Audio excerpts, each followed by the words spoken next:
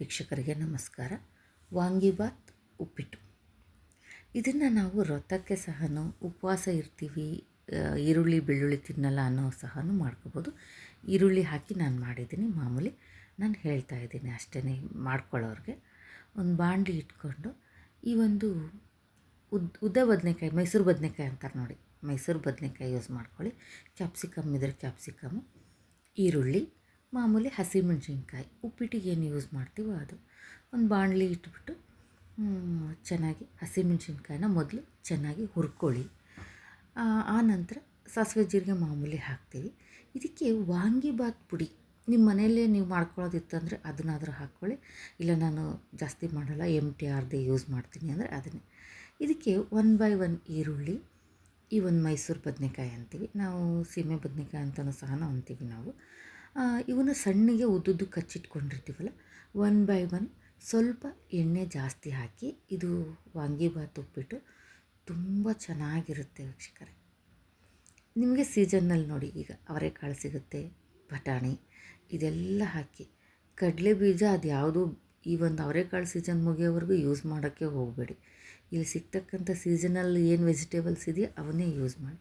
ಅದು ಚೆನ್ನಾಗಿ ಉಪ್ಪು ಹಾಕಿ ಬೆಂದಾದಮೇಲೆ ಒಂದು ಟೊಮೆಟೊ, ನಿಮ್ಮ ಟೇಸ್ಟು, ನಿಂಬೆಹಣ್ಣು ಹಾಕ್ಕೊಳ್ತೀನಿ ಅಂದರೆ ಕೆಲವ್ರು ನಿಂಬೆಹಣ್ಣು ಯೂಸ್ ಮಾಡ್ತಾರೆ, ಆದರೆ ಟೇಸ್ಟ್ ಮಾತ್ರ ಅದ್ಭುತವಾಗಿರುತ್ತೆ ಈ ಒಂದು ವಾಂಗಿಬಾತ್ ಉಪ್ಪಿಟ್ಟು. ನಾನು ಸ್ವಲ್ಪ ಪ್ಯಾಕೆಟಲ್ಲಿ ವಾಂಗಿಬಾತ್ ಪೌಡ್ರಿತ್ತು, ಅದನ್ನು ಹಾಕಿಬಿಟ್ಟು ಅವತ್ತು ಇಬ್ಬರಿಗೆ ಟಿಫನ್ನಿಗೆ ಅಂತ ಮಾಡಿದೆ. ಆನಂತರ ಮಾಮೂಲಿ ನೀವು ಖಾರದ ಪುಡಿ ಹಾಕಿ ಸ್ವಲ್ಪ, ಆಮೇಲೆ ಅರಿಶಿನ, ಉಪ್ಪು ಹಾಕಿಬಿಟ್ಟು 1-2 ನಿಮಿಷ ಸಿಮ್ಮಲ್ಲೇ ಇಟ್ಕೊಂಡು ಬೇಯಿಸ್ಕೊಳ್ಳಿ ಈ ಒಂದು ಒಗ್ಗರಣೆನ. ಆನಂತರ ನೀವು ಎಷ್ಟು ರವೆ ತೊಗೊಂಡಿರ್ತೀರೋ ಅದ್ರ 2ರಷ್ಟು ನೀರು, ಉಪ್ಪಿಟ್ಟು ಮಾಡೋದು ಗೊತ್ತೇ ಇರುತ್ತೆ ಎಲ್ರಿಗೂ.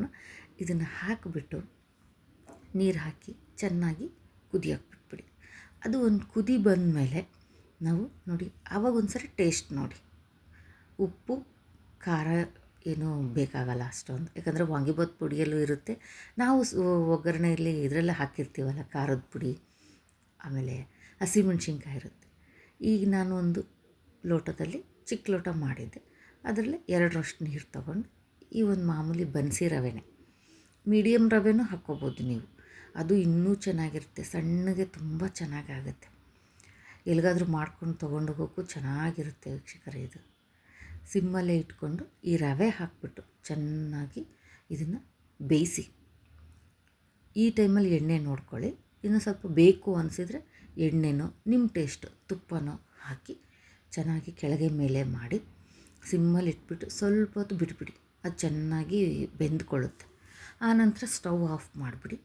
ಫ್ರೆಶ್ಶಾಗಿ ಕಟ್ ಮಾಡ್ಕೊಂಡಿರೋ ಮಾಮೂಲಿ ಕೊತ್ತಂಬರಿ ಹಾಕಿಬಿಟ್ಟು, ಹುಣಸೆಕಾಯಿ ಸಿಗುತ್ತಲ್ಲ ಈ ಟೈಮಲ್ಲಿ ಹುಣಸೆಕಾಯಿ ಚಟ್ನಿ, ಕಡಲೆ ಪುಡಿ, ಅದ್ರ ಜೊತೆ ತುಪ್ಪ ಹಾಕಿಬಿಟ್ಟು ಬೆಳಗಿನ ಟಿಫನ್ನಿಗಾಗಲಿ ರಾತ್ರಿ ಡಿನ್ನರ್ಗಾಗಲಿ ಮಾಡ್ಕೊಳ್ಳಿ ವೀಕ್ಷಕರೇ, ತುಂಬ ಚೆನ್ನಾಗಿರುತ್ತೆ ವಾಂಗಿಬಾತ್ ಉಪ್ಪಿಟ್ಟು.